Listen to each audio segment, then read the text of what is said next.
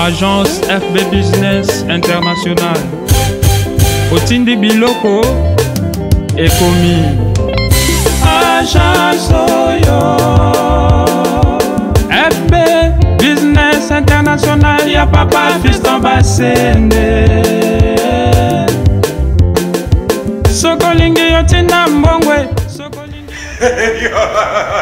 Alléluia, oh Lord. Le Seigneur nous demande la communion fraternelle. Jésus nous demande l'amour des prochains. Que Dieu vous bénisse. Que Dieu vous bénisse. Que Dieu vous bénisse. Que Dieu soit avec vous. J'aime bien pas Moulabino. Na une bonne nouvelle. Bonne nouvelle. Donc j'ai dit nouvelle oh ya makambo ya madame. Nouvelle yango ezali FB International. Ezali nouvelle ya FB International. Yango na yimbi que Dieu vous bénisse. Nzambe asengi biso amour du prochain yango FB International ayene yango. Lutula ngai nini? Ngai koko Patrice na yiko pesa bino nouvelle ya FB. FB International. Fiston Basende. Jamba Pambrayo. Anubi. Bona biso. Bandikulayi. Na occasion ya ba fête oyo. Toujours ko na yango na grâce ya Nzambe. Ndi FB International asaleli biso. Asaleli biso tuyuka bien. Réduction. Il y a 10%. Na lubite 2%. Pour les yango batu. 1%, 10%. Mais FB International a lubi asala bolemu. Na ba fête yango anati réduction. Il y a 10%. Na koliniosho. Tuyebi FB International azari muto aza kusunga biso partout na France na Paris ata na ndako chukubengi FB International akuya kuzwa kori na yo ata eza ya dimension ndenge nini kama tangu ati yango ba yemba na moko sans problème lolengi nga compétition na uti kuzwa kori na réduction ya 10%. C'est-à-dire, ce qui n'a pas de colis na yanga, où il y a valeur, il y a $110. Tant na FB International, réduction, oyo FB International, ça les biso, na futa sous 110, na futa le goût à $100. Oui, c'est là qui na futa $150, na futa $135. Il y a $200. Na kufuta $180. Donc, ils ont quitté 10% za kulungwa. Occasion ya bon. Donc profiter. Na temps oyo ya ba fête. Kotinda koli na FB International. Donc quoi ici? Merci. Fiston Basende. Mwana madame, mwana mela lubaka lokola tata na ye. Mutima ya kusunga. Voilà. Ngai ko Patrice na yobenga bino partout aux gens à Paris attends aux gens wap au bengi kaka na ba numéro ututse FB International a okita ta wap biloko nyos même mituka FB International toujours okita to kametia tu es là mbona yo to 40%. Voilà l'occasion. FB International à celle qui voulait monter. Voilà, voilà. Tout profiter. Où il est là? Où il est là? Où tu l'as quitté? Où tu l'as quitté? FB International. Voilà l'occasion. Et puis ça met les bisous. Éternité, en éternité, j'ai toujours le même.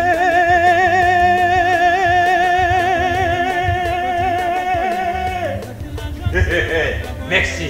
Voilà, bana notre Père partout à travers le monde, Motina Bino, Nzambe apambola bino mingi. To salama pono sala batu bolamu. Nzamba sala biso poto sala batu bolamu. quand on aime, on donne. Dieu a tant aimé le monde, il a donné son fils. Et là, on y a fait ma lame, où ils ont pas le peuple ensemble, et biso tozawana, pour nous tindika parce que il est commis tellement ma bé. Trop de déceptions, ma choc est belé, ma camé belé belé. On t'a dit que ça biso na boulot pe na kinya, et ça est sur Nazareth. Et on a eu ça qui bino, on a musalanza. On connaît le bébé dans le bâtiment, dans le bâtiment tout va bien. Et par la grâce de Dieu, tout va bien. Bande réunions tout na ba fête olo. Aux ana famille na Kinshasa. Aux ana famille au Sengelo Sunga, aux ana France. Aux ana kata France na province Nyon Soko Zouama. Mais na kata France, bien aimé. Tout cela papa Fisso, voici l'occasion et peut s'améliorer na Nyonso. Oyo lingaka otinde loko na Congo. Yaya yeba que réduction est à 10%. Ngana zo bisayo réduction est à 10% de konanga. Benga kaka papa Fisto basende FB International agence weza pena tellement sérieuse oyo yo soko ke yo tshelo kuna yo et komi et azobanga nzambe parce que ayebi ba biso ba otoza na kati azobanga nzambe papa Fisto basende et on songa na lobby crédibilité ba batela surtout lobby to yebi mwana nzambe aza très poli très respect atoza na ndako lobby aya otikilo carton aoya rarement on a patron mo se déplacer to autinda bato pe azo obligé carton conteneur les ofungwama tant soit kitika pour quelques jours pour aver na biloko bato c'est une grâce alors partout kozala na France carton ezalité benga ayotika carton au charger biloko sengi ba kozwa ba ko se déplacer ba oya ozwa famille oui mboka otoza tant sur lisungi libota yeloka kolia lem sur spaghetti oyo négligeaka et ko sunga mona Noël et ko sunga orphelin moko et ko sunga membre moka famille alors désormais appelez ce numéro là oyeba ke bien aimé 10% réduction monta oyo futa na FB International olongo liango 10%. Voilà ko bande omso balba oyo sengote et sen Yesu Masia Nazareth apambola papa Fisto parce que tozolo ka bato o salisa biso pour toza na facilité o salisa pe baninga Yesu Masia Nazareth tozolo ko benga kaka tout de suite là benga lo ba passer de la forme ta lobby ya ngona papa Fisto biso to bengi yo na bande ko msuba lobby et passer de la foi confirmé aux sérieux alors to sali yo confiance dans la passer de la foi to dit que Yesu Masia Nazareth pas mon compte donc bikisa biso a oti na biso to soutenir baninga to soutenir ka Fisto ba sende par la grâce de Dieu au bana nzambe ibota na nzambe va se retrouver tant de déception c'est le temps au tché et commis aux yeux au pambolinza que Yesu Masia Nazareth nzamba sur paboga encore une fois de plus à Salabino Bolam FB International agence bana nzambe FB International agence Yassir FB International avec Fisto Basende mwana nzambe Yesu Masia Nazareth nzambe nanga à Salabino 10%. Merci. FB International Julien Basende Tati Bayo Ignos Malalu Bana poto bana partout landia de la foi TV toza awa na maringa wapesika toye lisusu na FB International agence ya solo Fiston Basende azo faciliter makambo agence ya solo na ici bino fret maritime conteneur bomo na simananga e komaki na tongo kaka ya lelo pe bazo fongola yango siko bat na bat bazo bilo na bomba kena kimia FB International défoité FB International agence ya solo merci na Fiston Basende pour na confiance merci na Fiston Basende pour musalo zo sala non mutabwe faza ata na gouvernement conteneur sur pesca biloko 20 jours kaka komi na Kinshasa na kimia nyonso tozui biloko et puis nazo rappeler bino ki oyo tozui eza na mois de décembre dans 20 jours les sous conteneur monsieur eza na Kinshasa bo benga FB International aya déjà ko sa ramassage o nyonso azwaki carton ozwaki carton pour na otinda bilo na Kinshasa benga azo sala déjà ramassage les 10 oyo conteneur elongwe Paris et ye Kinshasa 20 jours après eza déjà awa peto fongoli yango bo mona nde to sa bo benga FB International atozwaki carton te benga ye aya tikeli o carton lobi na ngwa ekozwa soki pozwaki no ya agence mususu eza na ngoli sumu te tala agence sérieuse yango benga Fiston Basende yebisa ke papa nazwaki na ngai agence mususu mais mango kaka pona moni sérieuse pa na yo sérieux yango pasteur de la foi ndima pasteur Kosi ndima bana poto bandima bana notre père bana notre père tout bandima agence à sérieux yango yo esika malonga ya kotia biloko ekoma ya Kinshasa yango wana bozomona bazolongola nanu ndenge ezalaka mwasaki ya makala ekozanga te ntango bozouta bakongo nzela osomi mwasaki ya makala mais conteneur tozofongola yango kala te bomwa makambo tu. Merci na tanke futa na bilili ya solo, merci mingi epai ya mama Nathalie Zeko ba agent nyonso ya FB International wana moni Julien Bastende na moni bayo na moni bandeko nyonso oyo tozala bona FB International musali esama kitoko agence nde ya solo yango oyo kala te tozofongola yango bokomona tito okita biloko nyonso tina conteneur kotikala vide ata lipape kotikala te nyonso ekokita nsima tozongisi conteneur ekene wa matadi yango welela kimambangu benga Fiston Basende otinda biloko na Kinshasa natangi futa tokoba reportage na biso.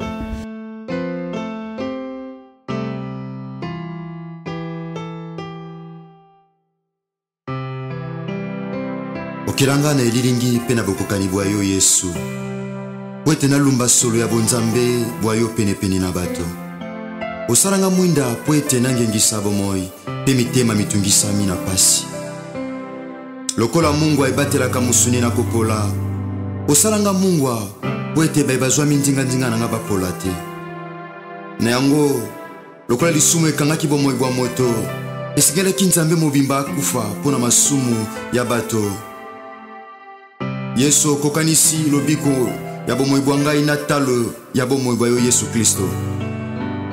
Je vole le prix de mon salut, la vie de Jésus-Christ. Okokanisi bomoi bwa bunzambe bwa yo na lobiko bwa ngai Yesu. Nazana tina na miso mokonji. Pamba te nzambe oyo kokanisi bomoi bwa yo na lobiko bwa ngai. Tiko tombwama. Oh Yesu, okotisa biso na lisange ya babulami na kati ya pwele na nzambe tata Yesu. Okangola biso na bokasi ya molili yo mema biso na mapeka na inde kino na ndako ya nzambe tata Yesu Kristo. Alleluia. Tozokota na esengo pamba te okomisi biso bamosangoli na ndako na yo. Na nzela makila na yo nde tozwa bokoti ya pete na ndako ya nzambe tata Yesu na nzela sika pe ya bomoi oyo Yesu ofongola pona biso. Alleluia. Okwisa efelo ibande kopimela biso bojali ya nzambe tata. Yonde nganga nzambe monene otiama na ndako ya tata. Oh, tika topusana na motema ebulisami liboso na yo mokonji. Nakondima Yesu pe na makanisi epetwama na makambo mabe. Yesu, alleluia. Baebaso bayekamelaka yo Yesu bakutaka na mitema na bango banzela si ebongisami. Yonde efelo asolo esengeli na biso toyekamela. Yonde moninga malamu oyo asengeli tozala na ye. Yesu obombaka basekeli na biso ata o mokili ozoluka koyeba na makasi ozobomba. Yesu yonde ozosopa bolingo pe kima na mitema bayenge bene. Tika babulami batonda na esengo pamba tu yonde esengo ya basantu. Tika tosanjola yo Yesu. Tika topesa lokumu mwenge bene. Alleluia. Osepela kosala ngai ngumba oyo elona maliko na ngomba Yesu kwete na bomba mate. Yesu ozali lipa na bomoi oyo elongolaka nzala lisumu na bomoi ya basantu. Osalanga po ete nakonza pe kopesa kombo na biloko yo okela pe ateloko moko te boya kombo na kopesa ngo mwenge bene. Oh, soki mbuma ezokufa na si ya mabele po ete bota bilaka na yo eza na ntina te ya kokufa na bomoi bwa ngai po ete bota pamba te okokisaka bilaka bwa yo na bomoi bwa ngai ata osi na bosana. Otika bambume yo na malasi ya talo ya mbwaliwa na yo Yesu po ete bebakwa na malasi na nsima lisekwa bakuta bilamba ya pamba na lilita po malasi etikala bango na maboko.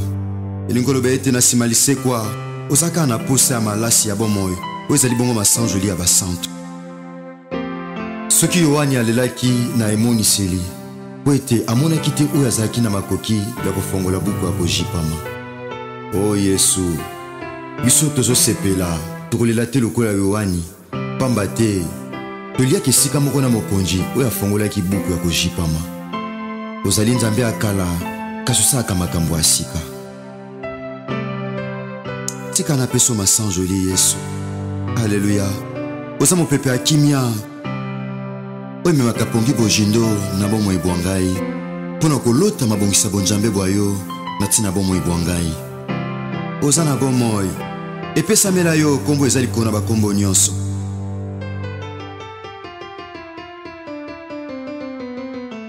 Liboso na yango mabolongo nyonso ezofukama. Na likolo, na se na mabele, pe minoko nyonso ezotatola Yesu. Yonde nzamba solo pe abomo. Jésus-Christ de Nazareth. Pe nzambe tata acha nyonso na se ya makolo na yo. Nakotia biloko nyonso na se ya makolo na yo Yesu. Atika te eloko moko ezanga kozala na se ya makolo na yo Yesu. Nyonso eza na se ya makolo na yo Yesu. Na yango moto aza na posa kozwa biloko ekoti epai na Yesu. Moto aza na posa kozwa biloko eza na se ya makolo ya Yesu. Aza na mokuse to molai esengeli afukama liboso na Yesu po ete azwa biloko aza nango bosenga. Oza na bomoi. Oza nzamba solo Yesu. Oh, ntango bazobeta basete na ekulusu Yesu makili ezosopana. Satana azosepela. Azoloba ete suki mpo na ye mpe mpo na mokili esuki. Nzokande misala na Yesu Masiya na ekulusu ezosilisa ye makasi mpe ezopesa basantu pifo ya kotambola likolo ya misala na Satana. Oza na bomo Yesu. Tika otombwama Masiya na ngai. Tika onetwama. Oza na bomo. Oza nzambe okoka. Oza nzamba makoki nyonso Yesu.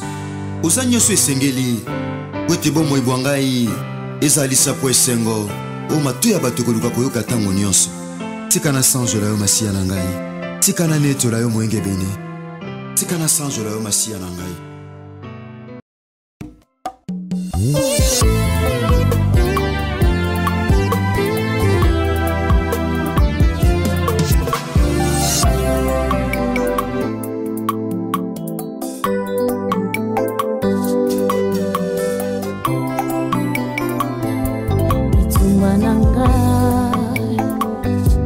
Ebanda bomwana souffrance nangai ebanda bomwana bongo kolela nanga ebanda bomwana tango nazalaki na pasie bazalaki koseka tango nazalaki onyokama bazalaki koseka tango nakweyaki na masuwe bazalaki koseka tango vikre te nanga ezalaki kosimba te bazalaki koseka na ministere nanga tango nakweyaki bacholaki nga kozanga nanga ekomaki si jalo yembo solo souffrance nanga ekomaki si je l'ai kolela nanga ekomaki si je loyembo ya basuswe agremiliation wana naumelaki na makolo na Yesu malgré soni yango nakimelaki na makolo ya Jésus-Christ de Nazareth po yende nzambe ya solo.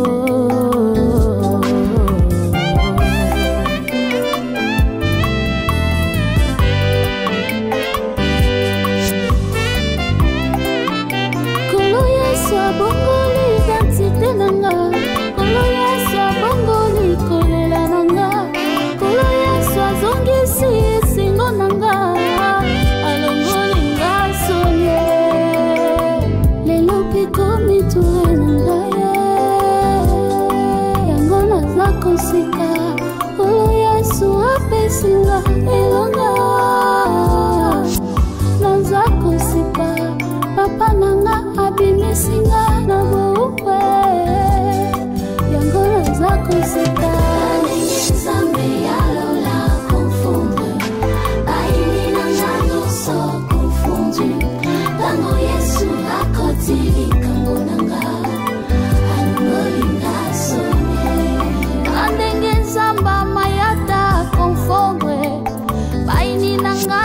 nyonso akofondi ntango yesu akoti likambo na nga asekisi ngai oyo ndenge nzambe yalola confondre baini na nga nyonso confondi ntango yesu akoti likambo na nga asekisi ngai oyo asekisi ngai yawe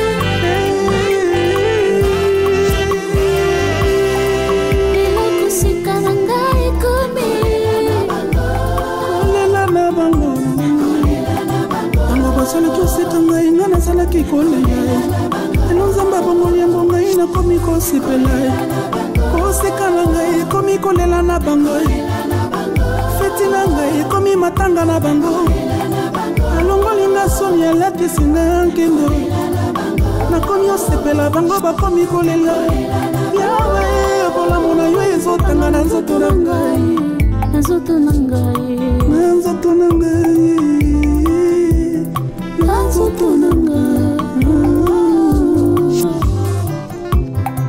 tala ndenge nzambe alola confondre baini na nga nyonso confondi ntango yesu akoti likambo na nga alongoli nga sonye asekisaka ndemo maringa 72 na kasavubu wapisika tozokita blo na contener ozomona biloko ezokita ndenge nyonso kala moko eza na maropel kala te mpe kokita donc FB international deux fois te FB international impact ya danger na yebisi bino ya kosamba eza te otie biloko ekiti na kimia nyonso ndenge na oloba boye kuna na Paris baza na période ya ramassage na kanisi alinga pesanga mbote kuna na Paris baza na période ya ramassage bako kongolo ba carton nyonso bato bazwaki na Paris po eya les 10 conteneurs ezolonga à Paris pour na Kinshasa donc au compter ka ba 20 jours comme nango déjà FB international zo kongola benga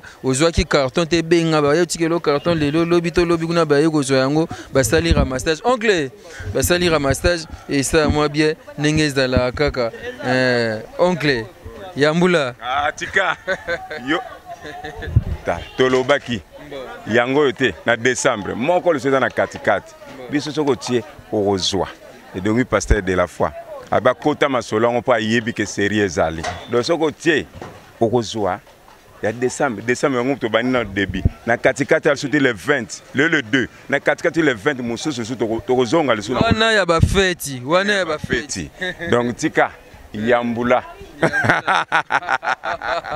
donc la vie Yambula impact à danger ce qu'on a s'appelle la charisme Thierry afanya senti charisme sur FB international azate yemo afanya azo contrôler makambu ezo le kakitoko donc impact à osakanate conteneur ekomi to kitsa biloko ezo kita bomona ba matungulu donc bona feti bozana makambu contacter Fiston Basende série eza awa ya kosakanate merci na bana notre père nyonso na fidélité bana CFC bana de la foi merci na fidélité amna pe confiance bo pesa Fiston Basende balobi awa opesi ozui transfert aérien pezali kotinda blo ye na avion donc fête eza samedi awa ba pesi bloko jeudi na tongo vendredi na tongo blo eza na Kinshasa balati samedi bilamba basapato balati na fête kitoko olingi bosa transfert d'argent FB international transfert d'argent ezali opesi tango ozopesaka mbongo na poto na Paris benga muto ya na Kinshasa ndenge yozopesa kuna ndenge azozwa ozela na mbongo ekende jeudi te muto akotia pe mafufu na ndako aye na agence opesi mbongo kuna azwi mbongo mbala moko amisombeli biloko azoi na ndako pe alambi kitoko FB international des fois tenesi bino sérieux ya osakanate merci na pasteur de la foi merci maman Miline Zemba merci fils Kinkela Angel Kinkela merci na boutique Mega Fashion oya Colombe bina Colombe boutique ya moro Mega Fashion FB international nde makambu toko ba reportage na so karana kalate ekita ba vélo ezokita ba moto ba coller belé omona ba photocopieuse donc ba carton ya ndenge na ndenge ezokita wa FB international na ebsibino suka kitoko danger wana machine wana machine nini wana tala ba machine ezokita bato bapesa confiance na FB international blue nyonso ezokita carré kitoko musala kitoko na tanki futa tokoba isolo na biso FB International. Sérieux ya boye na mona te.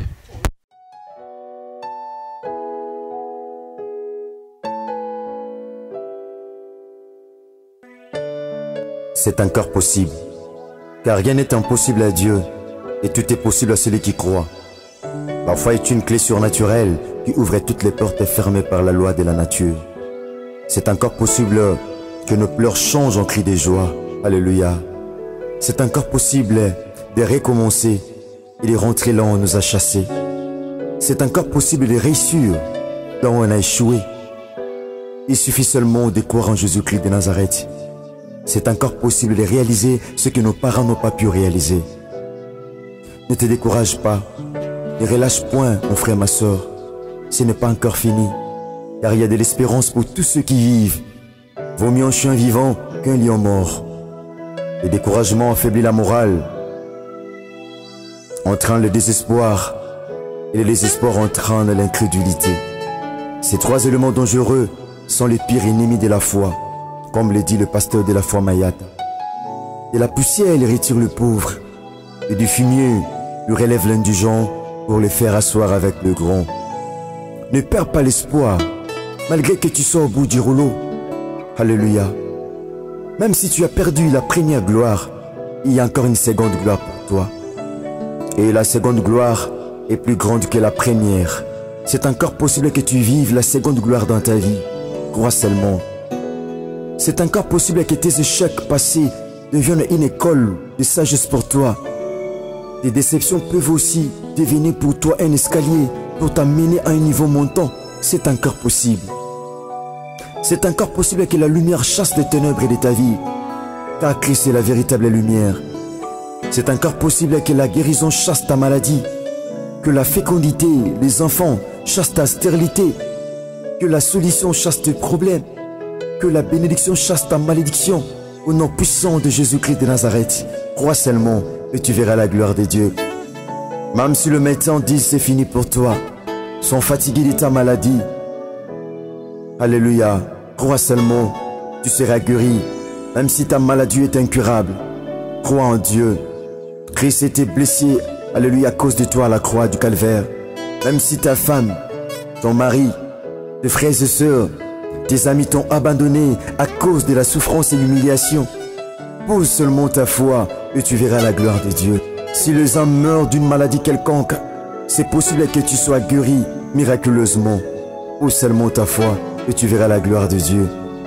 Pierre avait travaillé toute la nuit sans reprendre, mais en jetant les filets sur la parole de Christ, il réussit là où il avait échoué. Oh, c'est encore possible de réussir là où tu as échoué. Et c'est encore, mon frère, ma soeur, ça va aller. C'est encore possible, ne jette pas les filets sur la parole des hommes, mais sur celle de Dieu. Car la foi peut te faire réussir là où les autres échouent. Elle peut te donner la vie là où les autres meurent. Elle peut te donner les sourires là où les autres pleurent. Elle peut te frayer le chemin là où il n'y a rien. C'est encore possible. Car si la foi de Josué avait arrêté le soleil et la lune, et celle d'Élie avait arrêté la pluie 3 ans et demi, de même ta foi est capable de pouvoir arrêter le processus de tes problèmes. Alléluia. Qu'il te soit fait comme tu veux, car la foi ne déçoit jamais. La vraie pêche s'effectue la nuit, pas le jour. Oh, la foi peut changer la loi ou les cycles de la nature. Elle peut changer la rotation en translation. Là où la loi, la logique du monde échoue, la parole de Dieu est capable de pouvoir donner la solution. Car c'est Christ qui avait donné l'ordre aux poissons de venir entrer dans les filets de pierre. Il peut de même donner l'ordre afin que la bénédiction entre dans ta vie. Il peut donner l'ordre afin que le miracle entre dans ta vie. Car il dit un mot et la chose s'accomplit. C'est encore possible. Ainsi je déclare maintenant sur toi que le gros poisson dont tu as besoin vienne entrer dans ton filet au nom puissant de Jésus-Christ de Nazareth. Car celui qui appelle de l'Orient un oiseau des proies et d'une terre lointaine un homme pour accomplir ses desseins. Je déclare sur toi la paix, la joie, le succès, le mariage, la fécondité ainsi que le bonheur au nom puissant de Jésus-Christ de Nazareth. Même si ceux qui t'ont maudit ne sont plus, sont morts, peu importe, c'est encore possible que tu sois restauré maintenant au nom puissant de Jésus-Christ de Nazareth. Crois seulement et tu verras la gloire de Dieu. C'est encore possible de relever la tête longtemps courbée et de redorer le blason terni de notre identité. Que le chêne tombe et que les portes s'ouvrent et tes ennemis tombent devant toi au nom puissant de Jésus-Christ de Nazareth. C'est encore possible.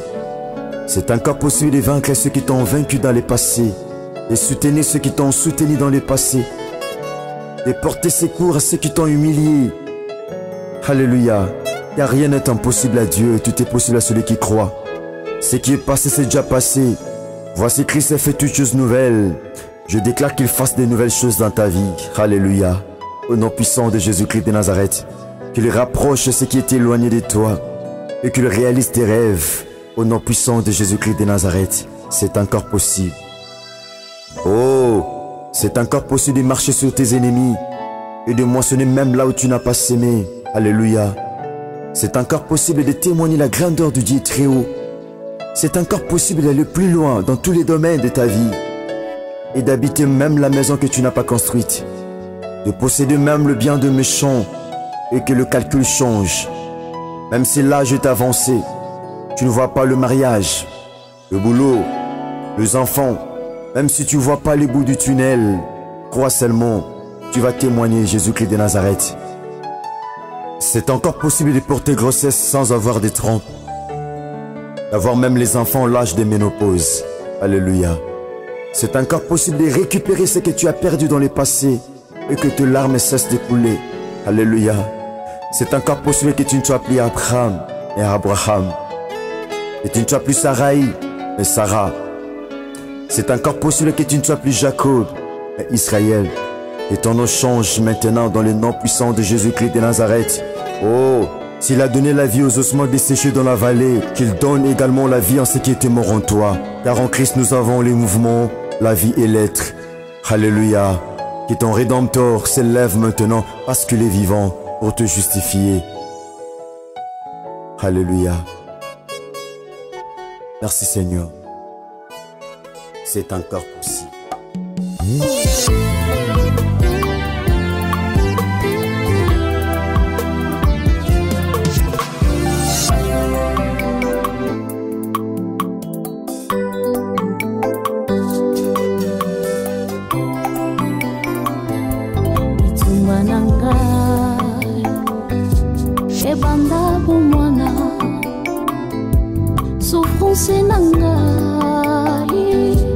Ebanda bumwana bongo kolela nanga ebanda bumwana tango nazalaki na pasie bazalaki koseka tango nazalaki onyokama bazalaki koseka tango nakweyaki na masuwe bazalaki koseka tango vikrete nange ezalaki kosimba te bazalaki koseka na ministere nanga tango nakweyaki bacholaki nga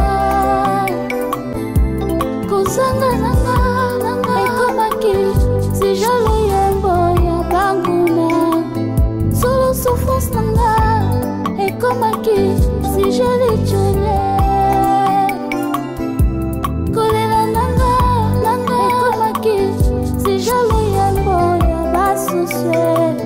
agrimiliation wana naumelaki na makolo na Yesu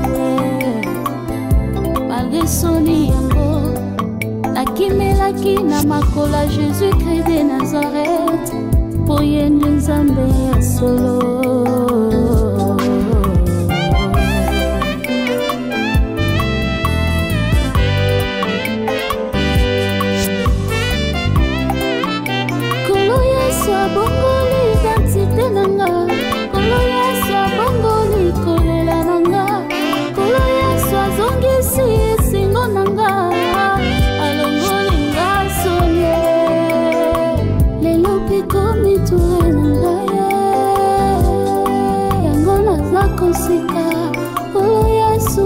Singa elonga nanza kosipa papa nanga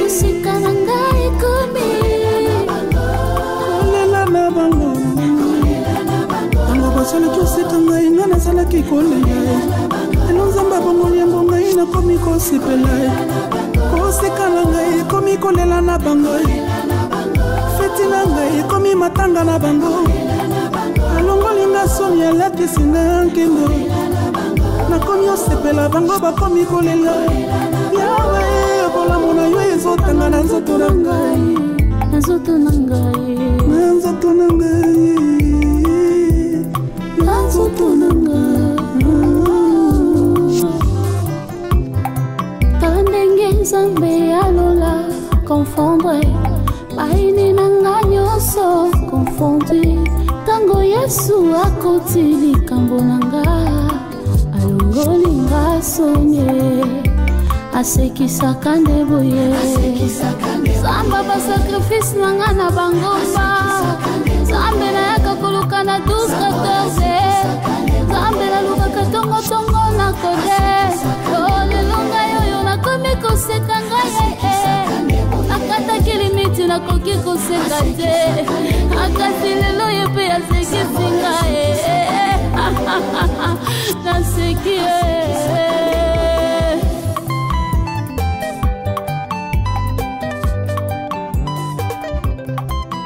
Eh bien voilà, nous FB International Moussala Kitoko. Tala conteneur yango ne tozo vide yango biloko nyonso ezo kita na sécurité zande konanga zawa. Ye mokonde calme ezali. Moussala nde Moussala Kitoko. Bilo ekiti. Nyonso tu yango bomona. Suka yango wana eloko bukani nini boye sali boye jamais eloko moko bukani ate Moussa ezoki kitoko si ba client na biso FB International ni si ba client so nyonso tu boye belé décembre yango boya kotika a eloko bungaka te bukanaka te nyonso kitoko FB International agence assurance yango pe assure. Merci beaucoup. FB International, Julien Bassende, Oyoki, Fiston Bassende, Oyoki, Maman Nabiso Nathalie Zeko, Makambo Kitoko nde yangoyo, Awa Musala Kitoko na FC Bino biloko nyonso ekiti na kimia nyonso, o mulangi moko ebuka naki rien. Nenge na oloba bwe na Kinshasa le to ale 2 na FC Bino na kuna na Paris FB International ba osa ramassage bako Kongolo ba carton oyo ezoya parce que les 10 oyo conteneur ezolonga à Paris et à Kinshasa er yango oyo bo benga bo contacter Fiston Bassende bo contacter FB International les 10 conteneurs ezolonga à Paris ezoya Kinshasa ba carton o bozwa soki pe na ozwa ki carton te benga Fiston Bassende aya ko tikelo carton we c'est papa we ko tikela carton lobby ya ko zwa pour les 10 que carton na ko ta na conteneur FB International makamabouye tout ce qui était, tout ce na place batina blogo te depuis batina blogo ya kate soit comme 3 semaines conteneur na Kinshasa 3 semaines conteneur na ozona poso tina ba mbetu ba kiti obilamba contacter ka FB International les 10 oyo conteneur ezolongo à Paris ezoya kini mabuka na daye natangi futa toki na kati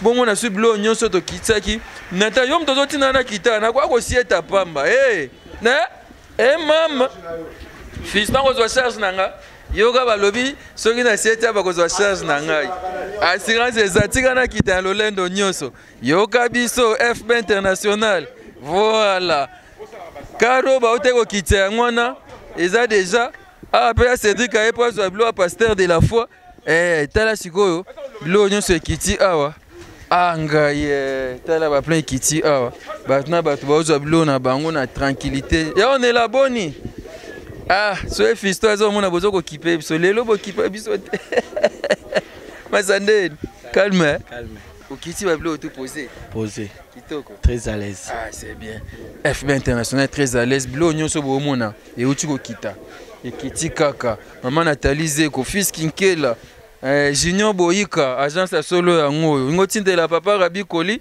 contacter Fiston Bassende oli pour ça transfert d'argent contacter ka FB International nazo batin le kawa bi koto onyo na mwana popi ayaki mwana popi ayaki ba feta Noël yango bokotinda pe bana ba popi te et ça moi bien toza awa natangi futa blo nyonso yango na esibino awa ndeza dépôt na biso eza envahi biloko etondi awa bazo classer onde bo mona na ba matungulu ye ba masanga wana ba 20 na temps ba 20 ya fête ye ba jotini ba 20 eza sans alcool to ndenge nini na memata de carton ngapi na kebaye na ba fête oyo anga ya kitoko mingi oncle Boni ndeko na ngai biloko kiti biloko talaka biso na FB international eza d'argent donc mutu nyonso azopesa biso confiance apesa biso la confiance abenga pesu bato mususu donc bakobisa musala awa vraiment sans faute ndenge loko no kozala matata te ko soki loko ye ekobunga te awa vraiment soki biloko ekiti oye o récupérer biloko no ki sans problème sans ko lona sepela FB international ba agence musu bazaka ce biloko no esali 2 jours au futa magasinage futa dépôt awa ba futa raté awa pana biso biloko wana ezala raté mais yo mo yebeka en tant qu'esprit quinois yo mo yebeka so raisonner ka bato ba sala MOP bazaba ndeko na yo talaka système kaka mais que c'est obligatoire. Baya ebele to benga bango baya ebele. So comme kutu nom na semaine vraiment 3 conteneurs qui te donc kitoko. Donc 3 semaines à conteneur et si no fiston va sende mutanga ndenge nini. Calme ndeko na ngai. O bosa ni contact lelo. Te contact ezali. O ba benga kaye. Ye ba benga kaye do c'est-à-dire que no porteur patron. Porteur patron. Mais biz na FB. Ba c'est na tindelenga mo jouer l'éléphant na jouer ngo. Ya bo monika komi na za sir awa zanu ka sir. Pesa confiance na FB international. Koli na o zongo sans problème. Peu en plus biso foot à dépoter. Atali inane atokume na poto. Magasinage. To foot raté.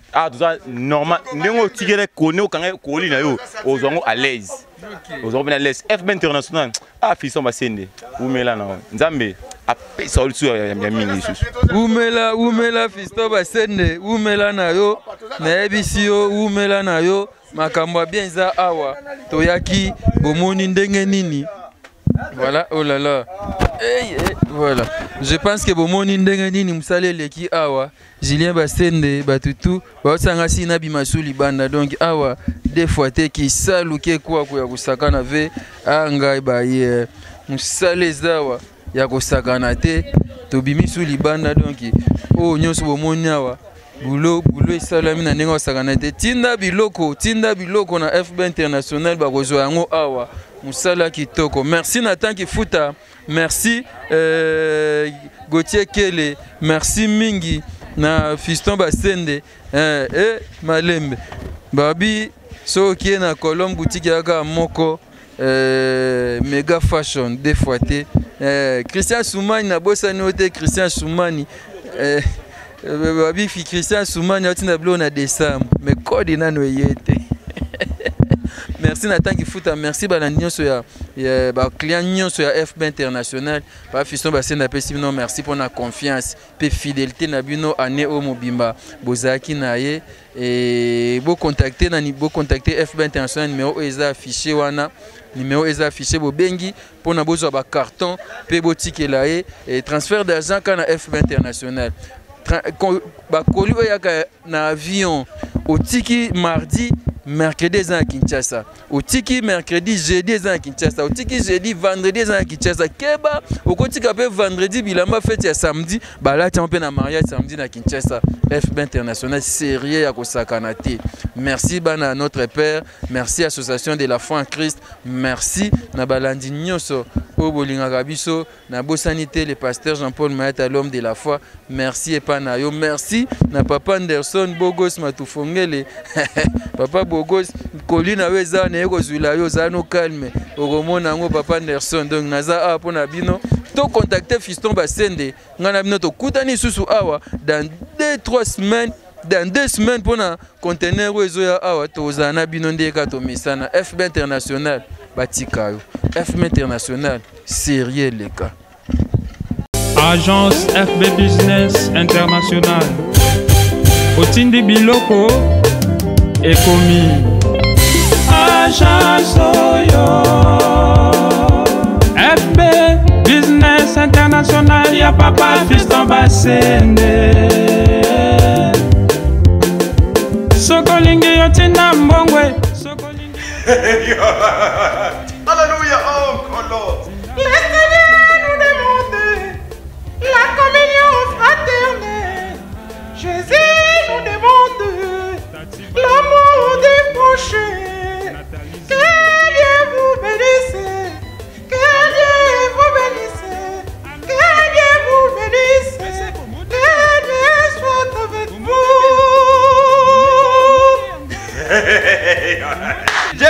pambula bino.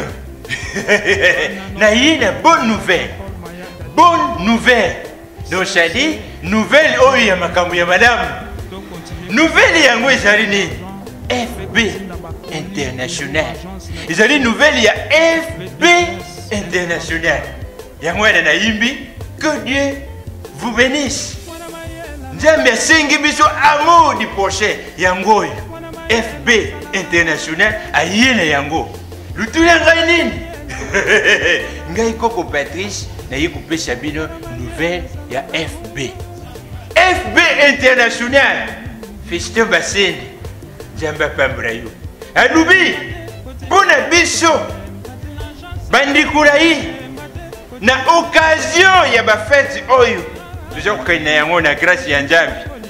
Ndi FB International asaleli biso. Asaleli biso tuyuka bien. Réduction. Il y a 10%. Na lubite 2%. Pour Israël yango batu. Ba 1%, ba 10%. Mais FB International alubi asala bolemu na ba fête oyo. Yango anati réduction ya 10%. Na koli nyonso. Tuyebi FB International azali muto aza kusunga biso partout.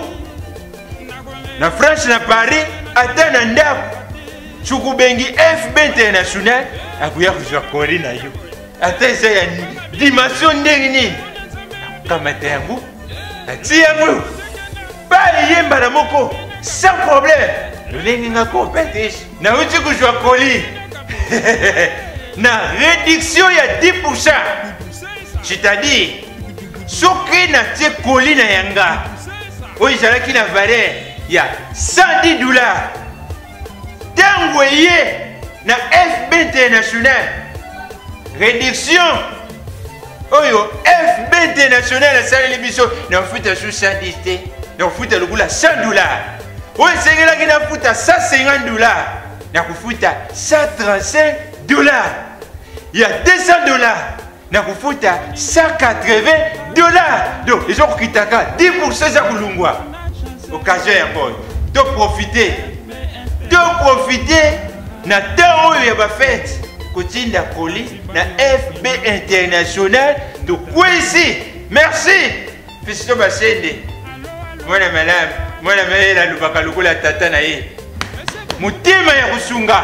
Voilà. Ngai Koko Patrice na yokubenga bino partout oza na Paris ata oza wapi ubengi kaka na ba numéro oyo tutie FB International akokita ta wapi biloko nyonso même mituka FB International toujours kokita tukameti hein tu es là mona yo tukati 10%. Voilà l'occasion. FB International à celle à Kabula Mouté. Voilà, voilà. Tout profiter. Oui, il est là. Oui, il est là. Oh, tout le va quitter. Oh, tout le va quitter. FB International. Voilà l'occasion. Et puis, ça met les bisous. Éternité. En éternité. J'ai toujours le même.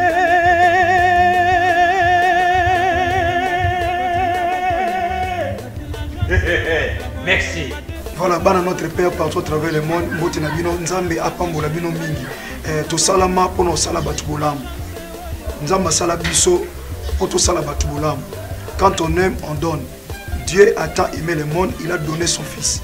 Et loko nyonso eza malamu, ko ezo pambola peuple nzambe et biso tozawana pono kotindika ngo parce que on est commis tellement mabe.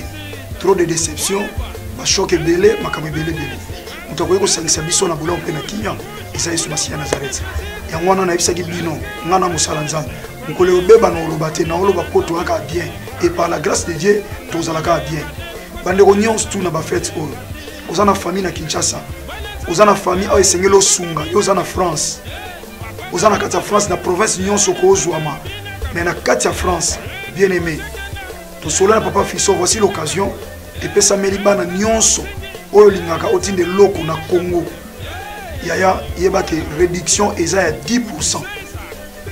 nga nazoyebisa yo réduction eza ya 10% ndeko na nga benga kaka papa Fiston Basende FB International agence oyo eza mpena tellement sérieuse oyo yo soko ke yo tie eloko na yo ekomi azobanga nzambe parce que ayebi babiso baoyo toza na kati azobanga nzambe papa Fiston Basende yango so nga na lobi crédibilité babatela yango so tolobi toyebi mwana nzambe aza très poli très respect atoza na ndako olobi aya kotikilo carton aoya rarement omona patron moko se déplacer to aotinda bato epe azoka oblige carton conteneur ezofungwama ta mosu akitika pour quelques jours pour aveye na biloko bato c'est une grâce alors partout kozala na France carton ezali te bengai aya otika carton ocharge biloko osengi baya kozwa bakose déplacer baoya kozwa famille oyebi bamboka oyo toza ta mosu lisungi ya libota yeloka kolia le mosu spaghetti oyo négligaka ekosunga mwana mona Noël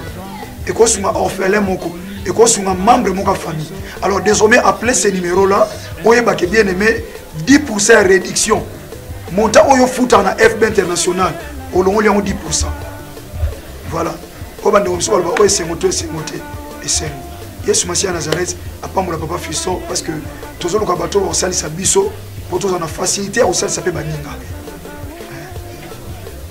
Yesu Masia Nazareth azoloko benga kaka tout de suite là benga loba passer de la foi mta lobby yango na papa Fiston biso to bengi yo na bande ko msuba lobby et passer de la foi confirmé aux sérieux alors to sali yo confiance dans la passer de la foi tu dis que Yesu Masia Nazareth pas mon compte pe mo bikisa biso a otina biso to soutenir baninga to soutenir Fiston Basende par la grâce de Dieu au bana nzambe libota na nzambe va se retrouver dans des déceptions c'est le temps au tché et commis aux yeux au pambolinza que Yesu Masia Nazareth nzamba sur pambola akoni fa de plus à Salabino Bolam FB International agence bana nzambe FB International agence Yassir FB International avec Fiston Basende mwana nzambe Yesu Masia Nazareth nzambe nanga asalo bolam 10% gloire au Seigneur merci FB International Julien Basende Tati Bayo Ignace Malalou